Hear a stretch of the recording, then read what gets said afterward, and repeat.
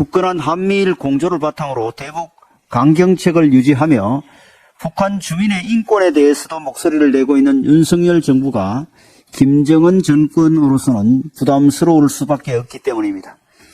실상 북한이 무력 도발로 의도하는 바는 총선을 앞두고 여당에 불리한 여론을 조성하는 것으로 민주당이 띄우고 있는 북풍 음모론과는 정반대라는 말입니다.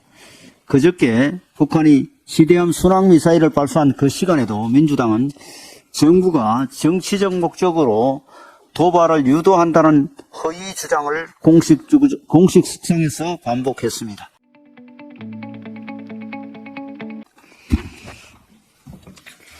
북한이 NLL을 합법적 명분도 없는 유령선이라고 주장하며 자신들이 인정하는 해상 국경선을 침범할 시에는 무력 도발로 간주하겠다고 공언했습니다. 김정은 위원장은 그제 지대함 순항미사일의 시험 발사를 지도하며 연평도와 백령도 북쪽 국경선 수역에서의 군사적 대비 태세를 강화하라고 주문하기도 했습니다. 사실상 우리 군의 순찰이나 어선 단속을 문제 삼아 언제든지 기습적 도발을 감행할 수 있다는 선언과 다름없습니다. 전문가들은 북한이 서해상에서 연평해전과 같은 국지 도발을 벌여 NLL 무력화를 시도할 가능성까지 제기하고 있습니다. 연안 경비가 주 임무인 우리 고속종들을 비롯한 함정들이 북한의 도발 목표가 될 수 있는 만큼 군의 대비 태세를 더욱 철저히 해야 하겠습니다. 최근 북한이 무기 개발과 시험 발사에 열을 올리고 있는 것은 배급 체계의 붕괴, 한류의 확산 등으로 체제 불안이 커짐에 따라 군사적 역량을 과시하여 내부 결속을 꾀하고 불만을 밖으로 돌리려는 목적이 큽니다. 그리고 우리 총선이 다가오는 상황 또한 대남 대미 군사 위협 수준을 끌어올리는 주요한 배경입니다. 전문가들은 북한이 군사적 피로감을 증대시키고 우리 국민의 불안을 지속시킴으로써 윤석열 정부에 대한 불만과 책임을 전가하려 한다고 분석하고 있습니다. 굳건한 한미일 공조를 바탕으로 대북 강경책을 유지하며 북한 주민의 인권에 대해서도 목소리를 내고 있는 윤석열 정부가 김정은 정권으로서는 부담스러울 수밖에 없기 때문입니다. 실상 북한이 무력 도발로 의도하는 바는 총선을 앞두고 여당에 불리한 여론을 조성하는 것으로 민주당이 띄우고 있는 북풍 음모론과는 정반대라는 말입니다.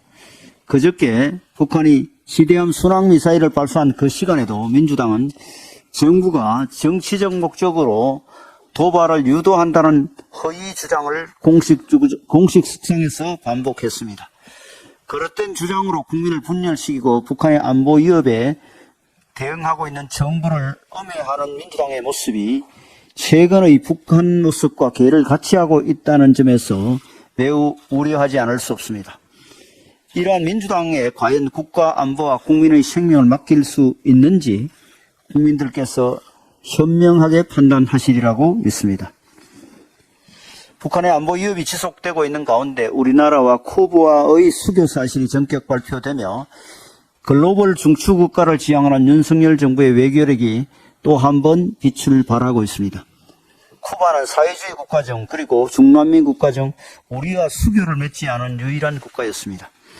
북한과는 참호를 공유한다고 할 만큼 형제국 관계를 맺어왔고 1986년 북한을 방문한 카스트로는 하나의 조선만 있을 뿐이라고 말하기도 했습니다. 북한이 수십 년 동안 수교를 방해해온 만큼 이번 수교를 두고 1990년대 북방 외교 이후 최대 외교 성과라는 평가가 나오고 있습니다.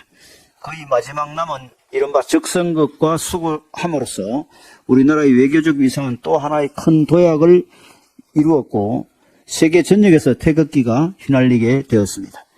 글로벌 중추국가에 한 걸음 다가선 것입니다. 또한 쿠바는 경제적으로는 빈곤하지만 매력적인 역사와 문화, 자연을 가진 나라로서 국제사회에서는 경제적 실력 이상의 중요한 나라로 인식되고 있습니다. 앞으로 양국 간의 교류 협력과 우리 기업의 쿠바 진출이 더욱 기대되는 이유입니다. 향후 남북 관계에도 상당한 영향이 있을 것으로 생각합니다. 핵 미사일 개발과 관련된 북한에 주는 교훈이 적지 않을 것이며 특히 북한의 신냉전 외교 전략에 지장을 가져옴으로써 국제사회에서 북한을 압박하는 효과가 클 것입니다. 우리나라가 우크라이나 재건 협의 다시 하겠습니다. 우리나라가 우크라이나 재건 지원 협의체인 우크라이나 공여자 공조 플랫폼 MDCP에 신규 회원국으로 가입했다는 반가운 소식도 있었습니다. 인도 태평양 국가 가운데 MDCP에 참여하는 국가는 G7 회원국인 일본을 제외하면 우리나라가 유일하다고 합니다. MDCP의 가입으로 인해 1200조 원 규모로 추정되는 우크라이나 재건 사업에 대한 우리 기업들의 참여 기회는 더욱 커질 것으로 보입니다.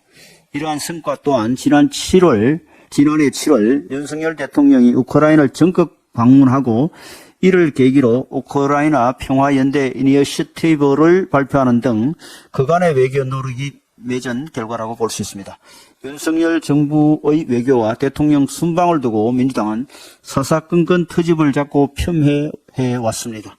하지만 글로벌 중추국가를 향해 성큼성큼 다가가고 있는 대한민국의 달라진 위상은 이미 국민들께서 체감하고 계십니다. 윤석열 정부와 국민의힘은 국격과 국익을 높이는 외교 노력으로 자랑스러운 대한민국을 만드는 데 최선을 다하겠습니다.